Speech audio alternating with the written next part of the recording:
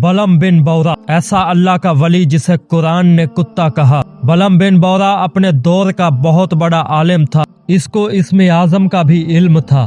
یہ اپنی جگہ بیٹھا بیٹھا روحانیت سے عرش عظیم کو دیکھ لیا کرتا تھا۔ اس کی دعائیں بہت جلد قبول ہوا کرتی تھیں۔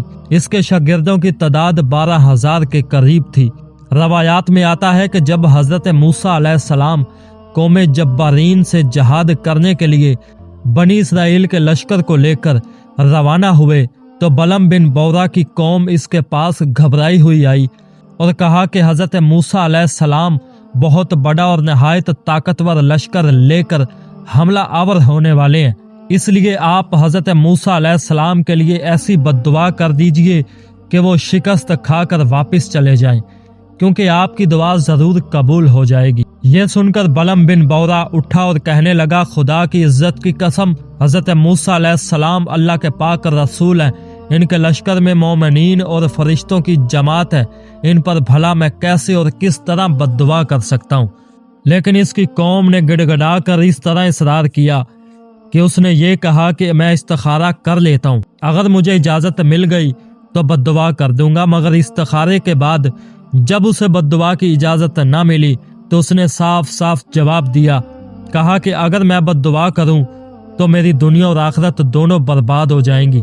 اس کے بعد اس کی قوم نے اسے بہت سارا سونا زیورات اس کی خدمت میں پیش کیے، یہاں تک کہ بلم بن بورا پر ہرس اور لالچ کا بھوت سوار ہو گیا۔ وہ مال کے جال میں پھنس گیا اور اپنی گدی پر سوار ہو کر بد دعا کے لیے روانہ ہوا۔ راستے میں بار بار اس کی گدی ٹھہر جاتی اور منہ موڑ کر بھاگنا چاہتی، مگر بلم بن بورا اس کو بہت مارتا اور آگے بڑھاتا، یہاں تک کہ گدی کو اللہ تعالیٰ نے ایک زبان دی اور اس نے کہا کہ افسوس اے بلم بن بورا، تو کہاں اور کدھر جا رہا ہے؟ دیکھ میرے آگے فرشتہ ہے جو میرا راستہ روکتا ہے اور میرا منہ موڑ کر مجھے پیچھے دھکیل رہا ہے۔ اے بلم بن بورا، تیرا برا ہو، کیا تو اللہ کے نبی اور مومنین کی جماعت پر بد دعا کرے گا؟ گدی کی یہ بات سن کر بلم بن بورا باز نہ آیا، یہاں تک کہ حسبان نامی پہاڑ پر چڑھ گیا اور بلندی سے حضرت موسیٰ علیہ السلام کے لشکر کو باغور دیکھنے لگا، اور مال اور دولت کے لالچ میں اس نے بد دعا شروع کر دی۔ لیکن خدا کی قدرت دیکھو کہ وہ حضرت موسیٰ علیہ السلام کے لیے بد دعا کرتا تھا، مگر اس کی زبان سے اسی کی قوم کے لیے بد دعا جاری ہو جاتی۔ یہ دیکھ کر کئی مرتبہ اس کی قوم نے ٹوکا کہ اے بلم بن بورا، تو الٹی بد دعا کر رہا ہے، تم تو ہمارے لیے یعنی اپنی ہی قوم کے لیے بد دعا کر رہے ہو، یہ کیسی بد دعا ہے؟ پھر بلم بن بورا اپنی قوم سے کہتا ہے، میں کیا کروں، میں بولتا کچھ ہوں اور میری زبان سے کچھ اور ہی نکلتا ہے۔ پھر اچانک اس پر عذاب الہی نازل ہو گیا، اس کی زبان لٹک کر اس کے سینے پر آ گئی۔ اس وقت بلم بن بورا نے اپنی قوم سے روتے ہوئے کہا کہ افسوس، میری دنیا اور آخرت دونوں برباد ہو گئی، میرا ایمان جاتا رہا، اب میری کوئی دعا قبول نہیں ہو سکتی، مگر میں تم لوگوں کو مکر کی ایک چال بتا سکتا ہوں۔ تم لوگ ایسا کرو کہ شاید حضرت موسیٰ علیہ السلام کے لشکر کو شکست ہو جائے۔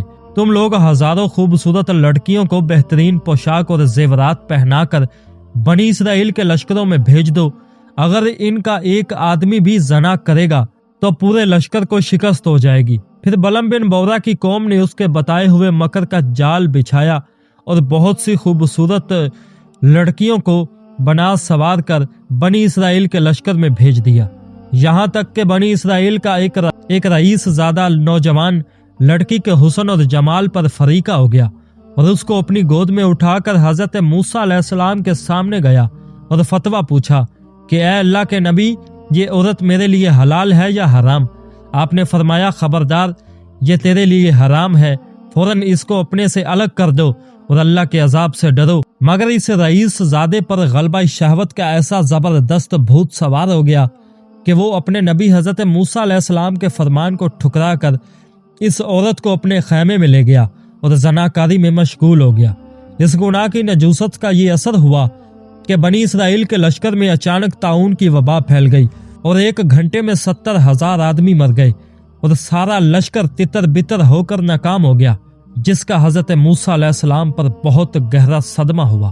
بلم بن بورا پہاڑ سے اتر کر مردود ہو گیا، آخری دم تک اس کی زبان اس کے سینے تک لٹکتی رہی اور وہ بے ایمان ہو کر مرا۔ इस वाकया को कुरान मजीद ने इन अल्फाज में बयान फरमाया, ए महबूब इन्हें उसका हाल सुनाओ जिसे हमने अपनी आयतें दी तो वो उनसे सिरक गया, फिर शैतान इसके पीछे लगा तो गुमराहों में हो गया, और हम चाहते तो आयतों के सबब उसे ऊंचा कर लेते, मगर वो तो जमीन पकड़ गया और अपनी ख्वाहिश का ताबिया हुआ, तो इसका हाल कुत्ते की तरह है। तू इस पर हमला करे तो जुबान निकले, तू इस पर हमला करे तो भी जुबान बाहर निकले, और छोड़ दे तो भी जुबान बाहर निकले।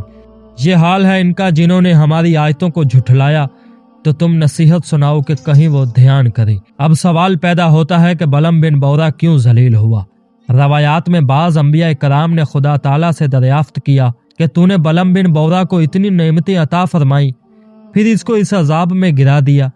तो अल्लाह ताला ने फरमाया कि उसने मेरी नेमतों का कभी शुक्र अदा नहीं किया। अगर वो शुक्र गुजार होता तो मैं इसकी करामतों को सलब करके इसको दोनों जहान में इस तरह जलीलो खबार न करता। इससे आम मुसलमानों को ये सबक सीखना चाहिए कि मूसा अलैहिस्सलाम का लश्कर जिसमें मलाइका और मोमिनीन थे, जाहिर है कि इस लश्कर के नाकाम होने का सवाल ही पैदा नहीं होता था, क्योंकि ये ऐसा रूहानी और मलकूती लश्कर था कि इनके घोड़ों की टाप से पहाड़ लर्जा जाते, मगर सिर्फ एक बदकिस्मत के गुनाह के सबब ऐसी नजूसत फैल गई कि मलाइका लश्कर से अलग हो गए और ताउन के अजाब में पूरे लश्कर में ऐसी अफरा थफरी मची कि पूरा लश्कर चींटियों की तरह बिखर गया। इसलिए मुसलमानों को अगर कफ़ार के मुकाबले में कामयाब होना है तो हर वक्त गुनाहों और बदकारियों की नजूसत से बचते रहना होगा, वरना फरिश्तों की मदद खत्म हो जाएगी और मुसलमानों का रौब कुफ़ार के दिलों से निकल जाएगा। अपनी राय कमेंट में जरूर दें। मिलते हैं फिर किसी अगली वीडियो में।